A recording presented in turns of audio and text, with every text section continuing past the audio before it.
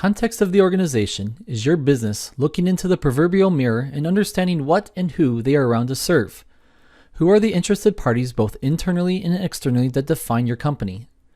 The standard states that the organization shall determine external and internal issues that are relevant to its purpose and that affect its ability to achieve the intended outcome of its information security management system.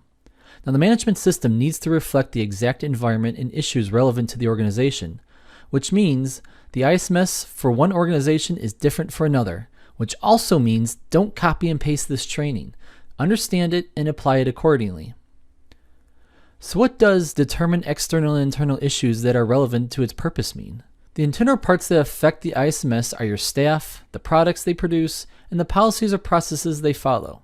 The external parts that affect the ISMS are your customers, partners, competitors, laws, and the economy in general.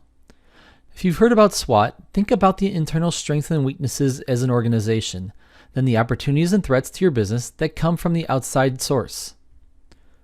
You're basically going to break that down into different processes and demonstrate how that all interacts for the auditor.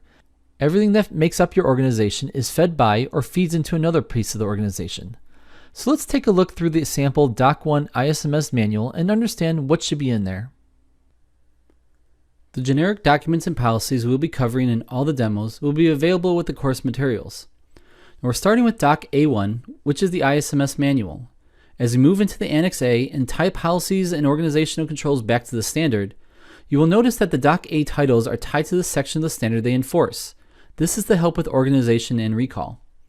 At this point, there is no cool spreadsheet or tool driving this work, so bear with me because policies are important. What we're going to focus on now is our information on pages 3 through 5, introducing the company and laying out the context and scope of the work. I'm not going to go through this word for word, you can do that on your own. What I do want to do is point out the important bits of the document though. The document starts with the scope, which we'll come back to in a few minutes during an upcoming part of this module, so I won't spoil it now. But what I will say is that scope sets the tone of the ISMS. It answers the question, what are we doing here? In 1.3 here, we start down the path of describing the organization, who we are, and what exactly are we doing. In 2.1 is where we lay out all the pieces that make up the organization. Who is it that Wacky Widget Corp has responsibility to? The ins and outs make up the company context.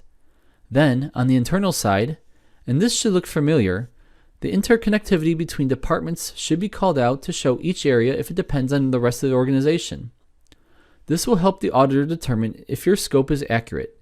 You can limit the scope to a specific piece, like we talked about previously, but if you're then turning around and stating that piece in scope has dependencies on pieces out of scope, the auditor may enforce your hand to expand the scope accordingly. We have talked through the internal dependencies a little. Another important piece of the standard talks about understanding the roles external forces play in shaping the organization. So let's talk a little through this next.